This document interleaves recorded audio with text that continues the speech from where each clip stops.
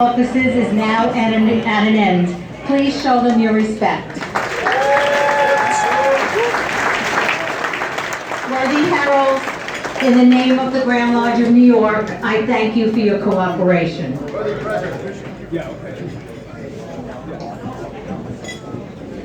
Okay.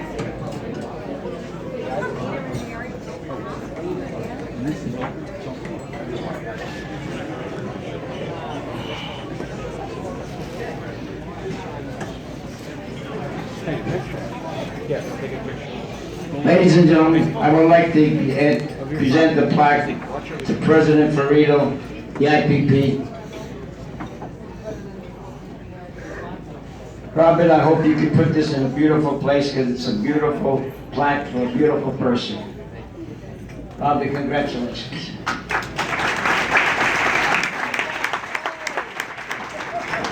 And as tradition would have it,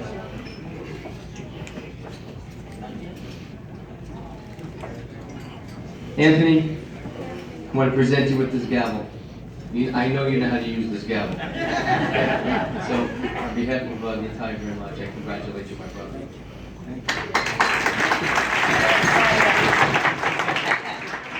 We also, Anthony, have a president's pin for you. Wear it proudly, that I know, and I know you will, as I present you this president's pin. Harry.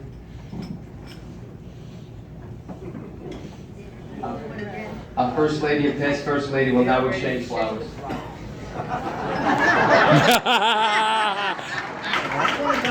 Leave it for the women.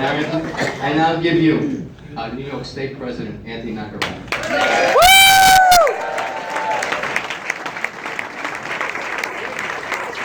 Thank you very much.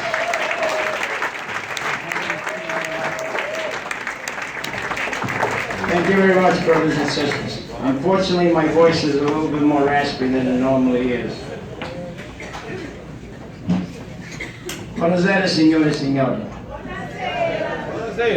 Io sono molto felice di essere con voi questa sera. Io mi chiamo Fortunato Antonio Naccarato e sono nato in Italia nel 1946 e sono venuto in America nel 1955. Io sono stato sempre un italiano molto orgoglioso, sono pure un americano molto orgoglioso. Good evening, ladies and gentlemen. My first name is actually Fortunato. My middle name is Anthony. And I was born in Italy, and I came to in 1955. I'm a very proud American, and I'm a very proud Italian.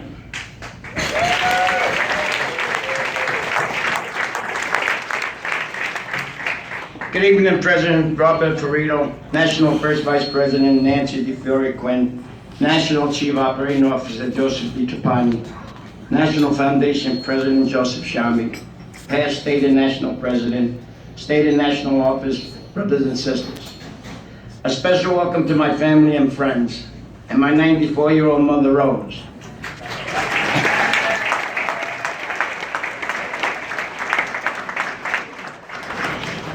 Whose immeasurable sacrifices allow me to be at this podium tonight. I'm very happy to have some of my family here tonight. My beautiful wife, Mary, of 48 years. A terrific person who devoted her life to caring of others as an occupational therapist. 2 years ago, Robert Ferrito appointed her the Gift of Sight chairperson, and I am pleased that she has done an inspired job for the Gift of Sight. My 94-year-old mother, Rose, who raised 6 children under incredibly trying conditions. My mother and father, Carmine, were always available to provide us with the love and support to ensure our success.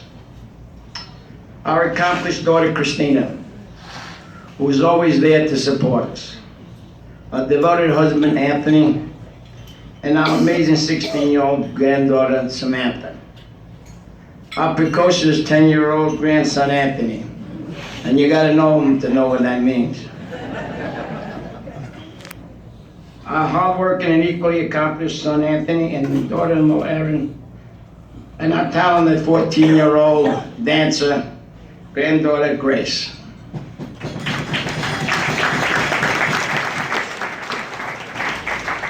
We also have my vivacious sister Rita, who thinks I'm funny even when I'm not, which is usually most of the time. Please permit me to introduce my brothers and sisters from the Giuseppe Verdi Lodge in Syosset. Mauricio Riano, one of the nicest people Mary and I know.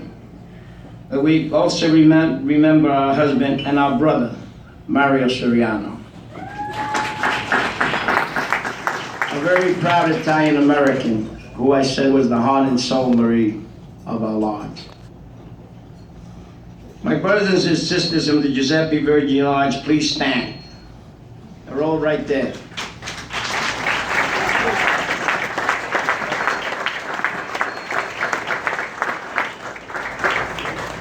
A special thanks, please say. A special thanks to Anthony D'Ambrosio, who recruited me the day I moved across the street from him 40 years ago, and to John Giuliano, who was venerable when I was initiated. I told him I traveled a lot, that I could not be too involved, but I would become involved when I could. That happened in 1997, when I stopped traveling internationally. John reminded me of that conversation a few weeks ago. He said, you kept your word. We are fortunate to have 6 current and past lodge presidents in the room tonight from the Giuseppe Verdi Lodge. Please stand. All the past presidents of Marie, please stand. Ladies and gentlemen, if you want a lodge to succeed, you have to have the past presidents be there. If the past presidents aren't involved, the lodge is not going anywhere. We're a very, very, very great lodge. I'm also very fortunate to have some of my friends here tonight. Augie and Susan Tellez. Augie's the Executive Vice President of the Seafarers International Union and my friend and brother for over 40 years. Augie, you're the best. You're always there for me, and I appreciate that. I love you. George Strick and his girlfriend Lisa. George is the VP for the same union, and a great friend of mine for over 25 years.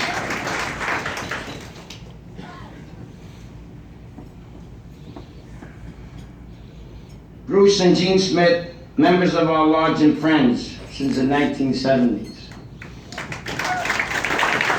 They're not only our friends, but they're also joined the lodge, and then we come to find out that she is 25% Italian. So she went from a social member to a regular member. Gene, good for you. Captain Richard Alaska and his wife Lynn, whom we met in 1987 when Richard joined our company and we became steadfast friends. I knew I was going to have trouble with that word. We also have Kate Hunt and her husband Ricky Asopa. Kate is also Vice President with the Seafarers International Union, and a wonderful friend. Ricky is with the International Transport Workers Federation. That's an organization that makes sure that the international seamen are not abused by ship owners. Ricky, you're doing God's work. God bless you. By coincidence, Ricky is also Jimmy Asopa's son. Many of you know Jimmy Asopa. Last but not least, Tony Malatino, who was supposed to be here, is not there, so I'm going to leave him out. If he was here, I would have said some nice words about him.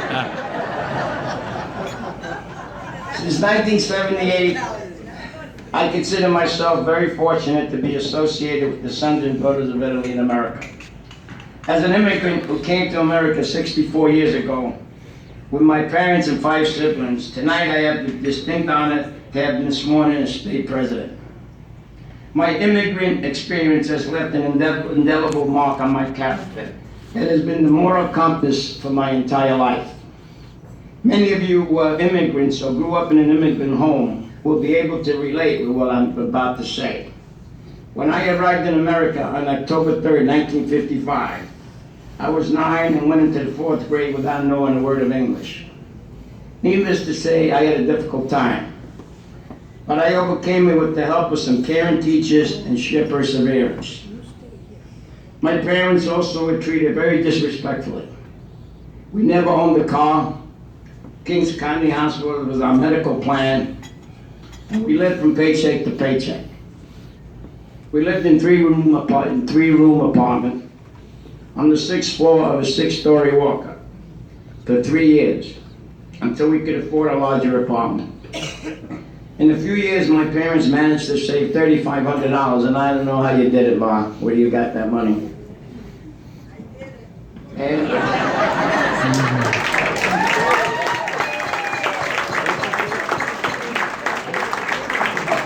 And we bought a 2-family home in Flatbush, which was a palace, 6 and 6. It's not easy to be your parents' interpreter at 10 years old. It's even more demeaning to watch your landlord utterly disrespect your parents when they're asking for heat or being ignored in a department store. On September 20th, 1955, and I will admit something to you, this did not dawn on me until about 3 or 4 years ago. And I was ashamed when it did dawn on me. On September 20th, 1955, my grandmother Angelina woke up with a son, a daughter-in-law, and 6 grandchildren. That night, she went to bed alone. Some of the grandchildren she never saw again. 2 were only 6 months old. And one of them is here tonight, Rita. I only saw her again twice for a total of 4 days. Can you imagine the bitter tears that she tasted that night and many days into the future? Just picture losing your whole family in one day. I am certain that many of you or your ancestors tasted the same bitter tears. But these experiences only increased my resolve to succeed. As a way for me to pay back my grandmother and my parents for the sacrifices they endured to give my siblings and I a better and brighter future. I fully realize that some of you had very similar experiences, although you were born in America. But it's important for me to express that my experience as an immigrant, since it has made me who I am. I hope you understand that being a state president that was born in Italy in a long time, perhaps as long as 60 or 70 years, is important to me, since it not only explains who I am, but it defines and clarifies why I'm so committed to Osdia and to my Italian roots. The success of Italian Americans in America came at a very high price. It was paid by you, your ancestors, or perhaps both, by heartbreaking separations of families, back-breaking work, and debilitating discrimination. This is the reason why our order was founded and why it must endure into the future. Please allow me to make it perfectly clear. I am an American of Italian descent. Italy is the place I was born, but for most of you, the place your ancestors came from. But we are proud Americans who love our adopted home, and we have willingly assimilated. I am an American.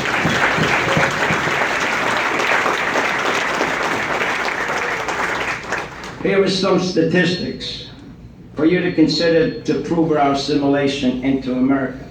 By 1987, the level of Italian American income had exceeded the national average. By 1990, more than 65% of Italian Americans were employed as managerial, white-collar workers. In 1999, the average Italian American family had a median income of $61,000. compared to $50,000 for all other American families. So when you talk about positive image, look up some of these facts. And by the way, it's not in my speech, but Italy is the 7th industrial power in the world. You wouldn't hear it on the newspapers, on TV. 7th industrial power in the world.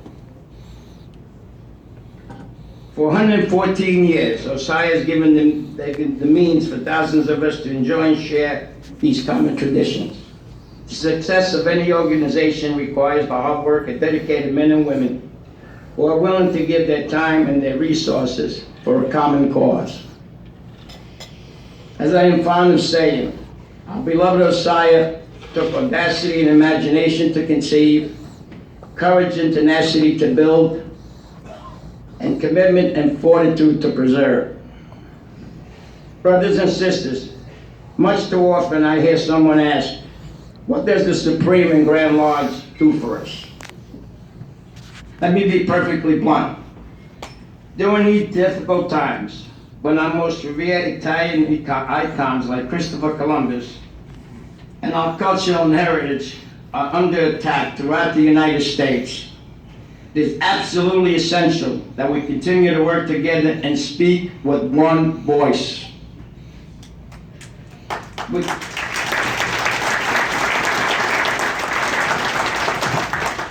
We must continue to project a positive image and preserve our long-lasting values to prevent the unwarranted attacks on the significant achievements that Italians have made to the advancement of civilization in the entire world. Their efforts to erase the contribution that Christopher Columbus has made to the progress of Western civilization is one clear example as to why we must continue to work together to prevent the rewriting of history. Brothers and sisters, the Supreme and Grand Lodge allow us to utilize our significant resources in a manner which will ensure our rich heritage is preserved. We cannot do it alone as individual lodges or local Italian American organizations. But please do not be misled into believing that we can accomplish more by working alone than by working together. That is a fallacy. So if you come from a lodge that says, what does the Grand Lodge do for us? Please, think about that, because you can't do it alone. You can never do it alone. You will not accomplish anything.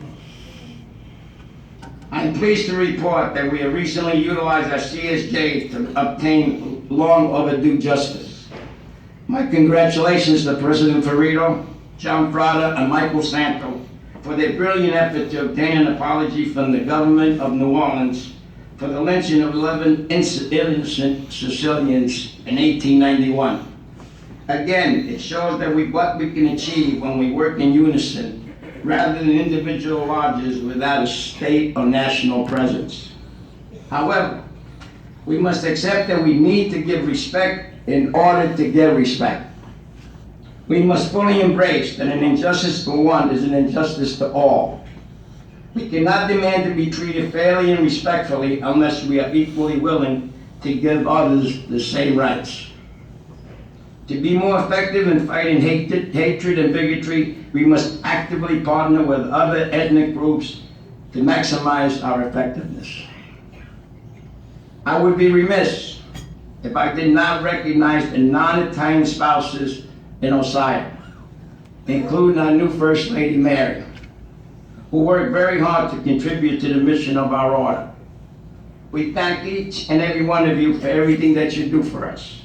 You are an integral part of who we are, and we appreciate your efforts and sacrifices on behalf of your spouses and our order. Friends, I will have the distinct honor and pleasure to serve as your president for a very short period of time. But the future of this organization lies in your hands. With your devoted help and participation, we will seek new and innovative ideas which will allow us to grow, thrive, and evolve. Recently, I visited a lodge and one longtime member knew little about another longtime member. The reason was that whenever they attended a meeting, they sat in cliques and never interacted with each other. Consequently, they were essentially strangers to each other, which weakened the lodge and prevented growth. Well, for the next 2 years, I will do my best to get to know as many of our members as I can, and that is also true with our new Grand Lodge Executive Board and Council members.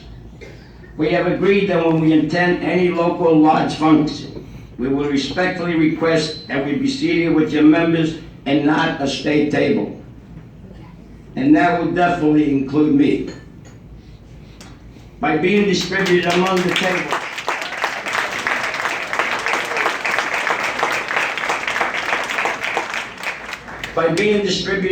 tables, not only will we be able to get to know you members better, but we'll also be able to answer questions that your members may have on their minds. This is a significant departure from past practice, but I've used it successfully in my business for many years. The executive board, the council, and I spend a lot of time together. We can certainly spend some time to get to know you when we visit your home. Naturally, I'm only speaking for New York Grand Lodge officers and only for large events. During state events, we will continue with the past protocol. My friends, I will never demand your respect. I hope to earn it. But I will demand your courtesy and civility. Not only for me, but for everyone in the order. We will never tolerate disrespect directed towards any level of our order, from the national president down to the member who's being initiated today somewhere in New York State. We must treat each other with respect and civility during meetings at all times that we are together. We must always be mindful that we are volunteers who generally generously donate our time, energy, and treasure to our side and to each other. My gratitude to the EGO and Executive Board. It is not an easy job, and it requires a lot of time and hard work, and all of us appreciate all that you have done. For those leaving the board, Jim, we're thinking of you. Just thank you for your service, and we admire for all the time you devoted to all of us.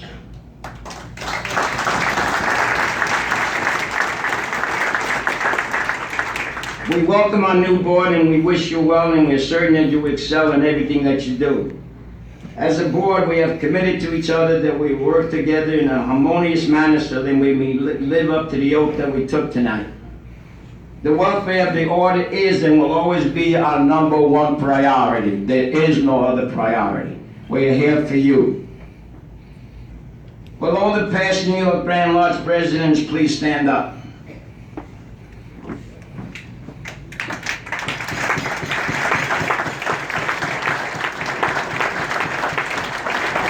Ladies and gentlemen, please give this illustrious group a warm round of applause, which you already did. Thank you for your service, and thank you for all that you have done for us and continue to do for us. Thank you very much. Again, this is the reason we survive, because they're still here. A special thanks to Carol DiTrapani and Eileen Statlis, who have always been there for me when I needed them. Carol and Eileen, thank you for all you have done for me to prepare for this convention. Your help is much appreciated and certainly needed. Take my word for it. Half the time, I didn't know what I was going to do next. But Carol told me what I was going to do next. My gratitude to President Ferrito and our First Lady Lena for their friendship and kindness, not only during the last 2 years, but for all the years we have known each other. President Robert has done a splendid job as our state president. He traveled extensively, tirelessly throughout the state to bring the fraternal message to our filial lodges. Thank you, Robert, and all that you've done for us. You have a bright future in Osdia.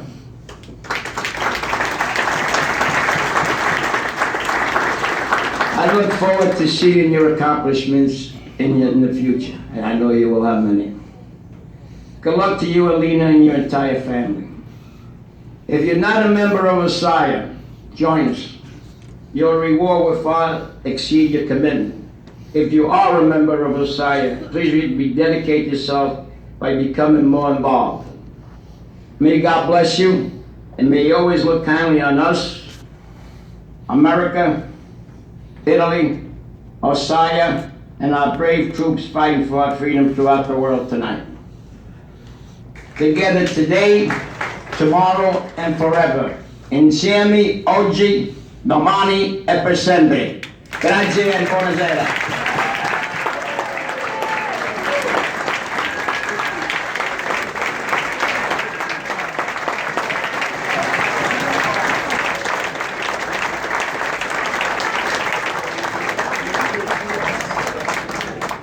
Ladies and gentlemen, I do please have a seat. I have a little bit of business. There are two people that are going to be a very, very important part of our executive board. And I think you will be pleased with both of them. I'm going to first tell you who my choice for principal trustee is. She's a person that's been working very hard for me and for the order for many, many, many years. And it is my honor and privilege to say that my principal trustee will be Gina Ferrara.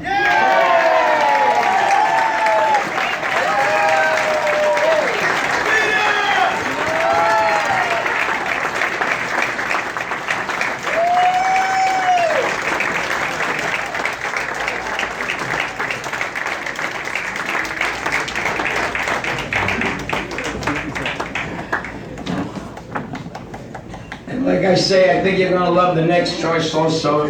A personal friend of mine and one of the great gentlemen in this order. And he will do a great job as state deputy. Ernie Magliano.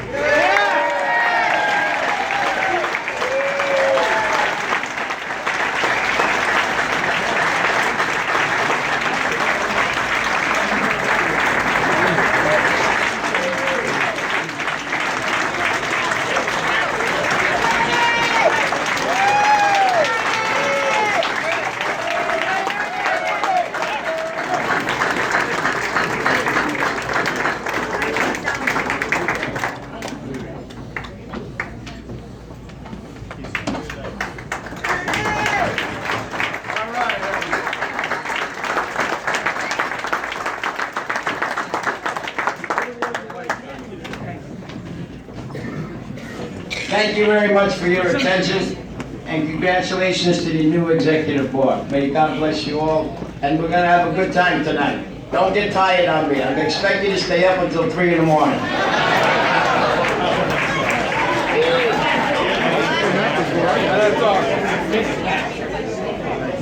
Ladies and gentlemen, one more standing ovation for our new president. Come on, let's go.